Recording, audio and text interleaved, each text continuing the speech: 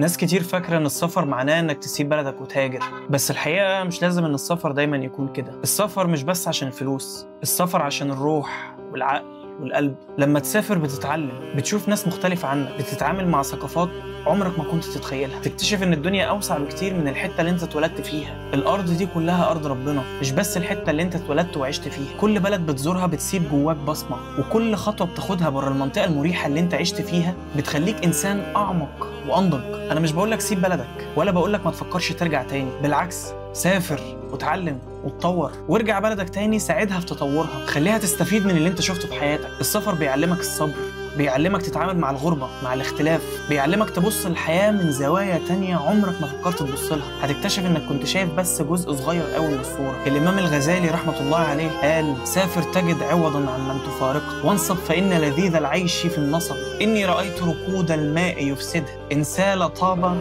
وإن لم يسر لم يطب، والشمس لو وقفت في الفلك دائمة لملها الناس من عجم ومن عرب. الكلام ده من قرون، بس معناه لسه موجود ولسه عايش لحد النهارده، لأن اللي ما بيتحركش بيعفن زي المية الراكدة كده، واللي ما بيجربش عمره ما هيتطور.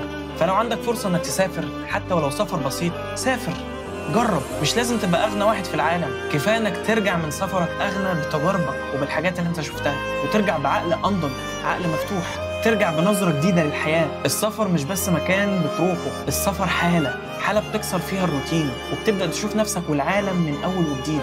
فما تخافش من التغيير، سافر وتعلم وارجع علم هنا.